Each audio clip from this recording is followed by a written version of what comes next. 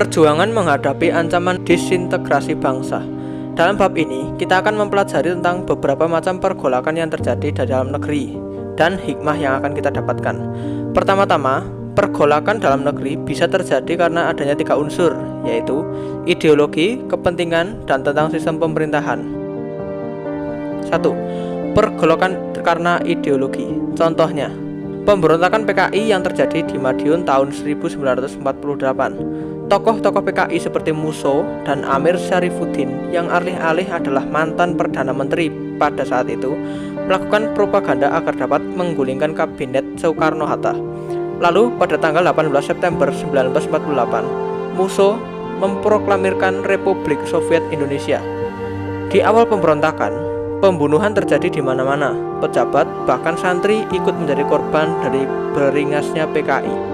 Pada akhirnya, Musso tewas tertembak dan Amir Syarifuddin dijatuhi hukuman mati. Namun tokoh-tokoh muda berhasil kabur dan menjadi dalang dalam pemberontakan PKI yang selanjutnya. Pemberontakan DITII. Pemberontakan Darul Islam atau Tentara Islam Indonesia diawali di Jawa Barat oleh Kartosuwiryo yang kemudian diikuti oleh tokoh-tokoh lainnya seperti Amir Fatah di Jawa Tengah, Letkol Kahar Muzakar di Sulawesi, Ibnu Hajar dari Kalimantan Selatan, dan Daud Beruh dari Aceh. Pemberontakan DITII bertujuan untuk mengubah negara Indonesia menjadi negara Islam. Semua tindakan pasti ada karena adanya kesempatan. Pemberontakan DITII terjadi karena hasil dari perjanjian Renville yang berbunyi, pasukan RI yang berada di wilayah kekuasaan sekutu harus ditarik mundur. Karena tidak adanya pasukan RI, mereka dapat dengan leluasa melakukan pemberontakan. Gerakan 30 September 1965 lebih sering dikenal dengan peristiwa G30 SPKI. Ada 7 teori yang menyatakan sebab dari timbulnya peristiwa ini. Tujuan pemberontakan ini sama dengan tahun 1948, yaitu untuk mengubah ideologi Indonesia menjadi ideologi PKI. Meskipun PKI berhasil ditumpas sampai akarnya, kita tetap tidak boleh mendukung penyimpangan yang dilakukan oleh PKI. 2. Peristiwa konflik dan pergolakan yang berkait dengan kepentingan. Pemberontakan mengenai kepentingan biasanya bertujuan untuk berusaha mengontrol suatu sistem sosial atau kegiatan untuk kepentingan sendiri. Seperti pemberontakan APRA. APRA atau Angkatan Perang Ratu Adil didirikan oleh Raymond Westerling pada tahun 1949. Ini adalah milisi bersenjataan mantan anggota KNIL yang tidak setuju dengan pembentukan Angkatan Perang Republik Indonesia Serikat atau APRIS di Jawa Barat. Peristiwa Andi Aziz di Makassar berawal dari sebuah tuntutan dari Kapten Andi Aziz agar pasukannya yang menjaga keamanan di NIT, namun diabaikan oleh APRIS sehingga Andi Aziz melakukan pemberontakan. Andi Aziz diminta untuk melapor ke Jakarta, namun ternyata Andi Aziz terlambat untuk melapor. Terlebih lagi, pasukannya telah berontak di Makassar. Andi Aziz akhirnya ditangkap setibanya di Jakarta. Pemberontakan Republik Maluku Selatan. Pemberontakan ini terjadi karena propaganda yang menyebutkan bahwa orang Maluku tidak mau dijajah oleh orang Jawa. Maka terjadilah pemberontakan RMS yang bertujuan untuk memisahkan diri dari Republik Indonesia Serikat dan menggantinya dengan negara sendiri. Peristiwa konflik dan pergolakan yang berkait dengan sistem pemerintahan.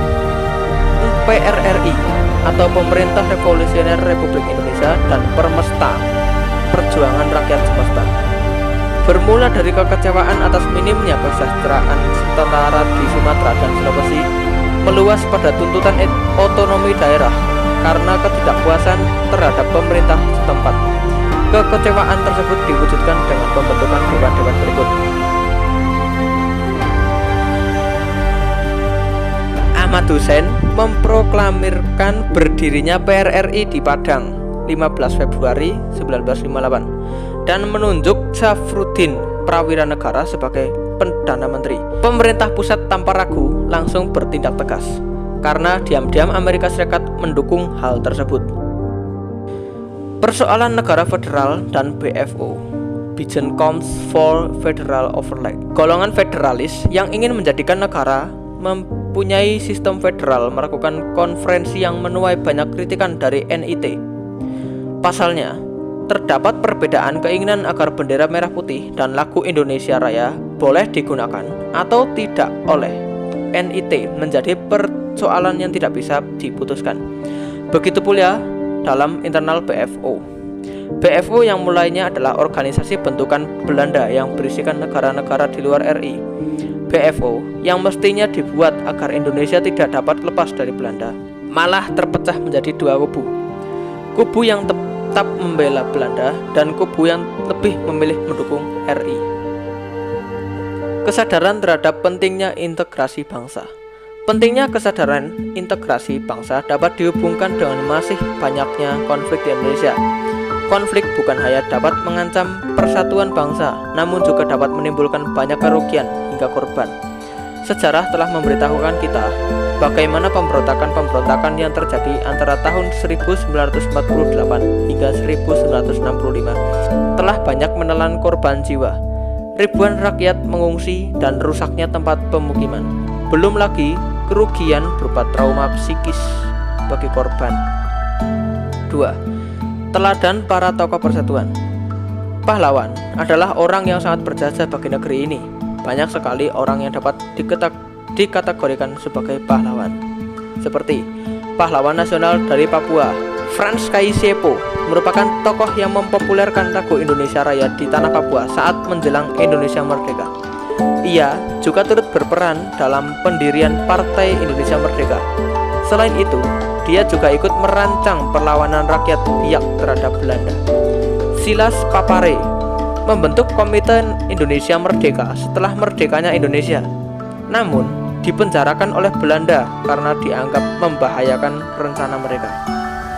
Setelah keluar, Silas Papare mendirikan Partai Kemerdekaan Indonesia, namun kembali dipenjarakan oleh Belanda.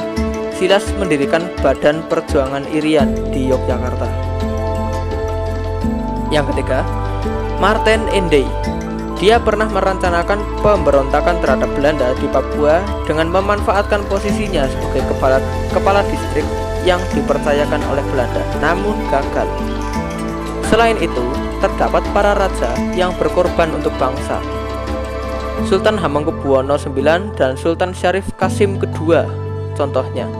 Mereka berdua mau membantu, bahkan merelakan wilayah kerajaannya untuk dijadikan wilayah RI. Tidak sedikit kerajaan yang tidak mau bergabung dengan RI dan memilih berontak. Namun kedua raja ini mempunyai rasa nasionalisme yang sangat tinggi. Saat proklamasi diberitakan, Sultan Syarif Kasim langsung menyerahkan 1,3 juta gulden untuk pemerintah RI. Pahlawan yang mewujudkan integrasi melalui seni dan sastra. Ismail Marzuki. Meskipun memiliki fisik yang kurang sehat karena memiliki penyakit TBC, Ismail Marzuki terus semangat untuk berjuang dengan cara menciptakan lagu-lagu kebangsaan yang bisa kita dengar sampai hari ini, seperti Rayuan Puro Kelapa, Halo Halo Bandung, dan Selendang Sutra. Perempuan pejuang integrasi.